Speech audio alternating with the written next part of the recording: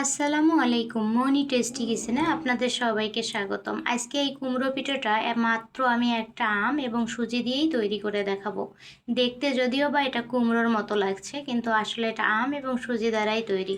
চলুন তাহলে আমরা রেসিপিটা দেখে আসি। প্রথমে আমি একটা আম কেটে নিব। কেটে নেওয়ার পর এটা সুন্দর ছোট ছোট টুকরো করে আমি ব্লেন্ডারে এটাকে ব্লেন্ড করব। যাদের কাছে ব্লেন্ডার নেই তারা কিন্তু এই কাজটা চাইলে হাত দিয়েও করতে পারেন, কিন্তু রসটাকে পরবর্তীতে সেঁকে নিতে হবে। এরকম মোলায়েম এবং সুন্দর করে নিতে হবে। তারপরে একটা ফ্রাই প্যানে আমি সবটা ঢেলে দিব। দেওয়ার পরে এখানে সামান্য আমি চিনি কিছু অ্যাড করে দিয়েছি, কারণ আমি খুব বেশি মিষ্টি খেতে পছন্দ করি না, তাই সামান্যই দিয়েছি। আর আমি একটা মানুষ বিধায় আমি খুব বেশি করিনি। এটা আপনারা চাইলে অনেক বেশি করতে পারেন, আমি কিন্তু কয়েকটা করেছি মাত্র, আমি একা একটা মানুষ এই জন্যই। এর মধ্যে আমি সামান্য আবার গুঁড়ো দুধও অ্যাড করে দিয়েছি, যাতে করে টেস্টটা খুব ভালো আসে। এ পর্যায়ে আমি কিন্তু এই ডোটাকে খুবই স্মুথভাবে এটাকে ম্যারিনেট করে নেওয়ার চেষ্টা করব। তারপর এটাকে আমি ঢেকে রাখবো, যাতে করে ডোটা শক্ত না হয়ে যায়।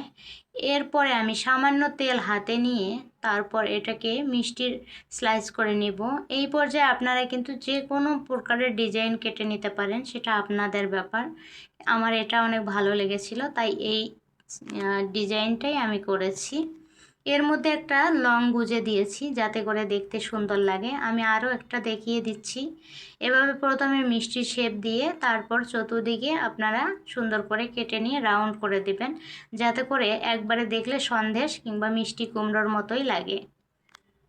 যে কোনো পিঠা একটা জিনিস আছে, সেটা হচ্ছে সবগুলো একই উপকরণ, একই ধরনের, সব কিছু একইভাবেই তৈরি হয়, শুধুমাত্র একটু ডিজাইনের ভিন্নতা, এই আর কি। দেখুন কতটা সুন্দর হয়েছে এই ডিজাইনগুলো।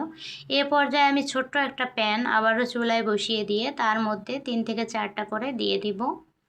দিয়ে দেওয়ার পর এটাকে সুন্দরভাবে আমি উল্টায় পাল্টায় ভেজে নেব, কিন্তু খুব বেশি ভাজা যাবে না। খুব বেশি ভাজলে জিনিসটা শক্ত হয়ে আসবে। আপনাদেরকে কিন্তু কেউই বলে না সুজির যে কোনো পিঠাই যদি খুব বেশি ভাজা হয় তাহলে এটা কিন্তু পরবর্তীতে দুধে কিংবা শিরায় দিলে শক্ত হয়ে আসে, এটাই সত্যি কথা। আর শিরাটা আমার অনেক আগেই করা ছিল, যে সেই শিরাইতেই আমি 7 থেকে 8টা পিঠা এখানে ডুবিয়ে রেখে 10 থেকে 15 মিনিট এটাকে রেস্টে রেখে দিয়েছিলাম। রেস্টে রেখে দেওয়ার পর আমি এটাকে তুলে নিয়েছি। এ পর্যায়ে দেখুন কতটা সুন্দর হয়েছিল জিনিসগুলো, মনে হচ্ছে কতটা ফুলে উঠেছে। যদিও বা এটা ফোলানোর মতো কিছু নয়, তারপরও মনে হচ্ছে যে ভিতরে অনেকটাই রস টেনে নিয়েছে। এবং দেখুন একটা কেটেও দেখাচ্ছি কতটা সফট হয়েছে এই রেসিপিটা। চাইলে একবার ট্রাই করতে পারেন এবং খুব ভালো লাগবে।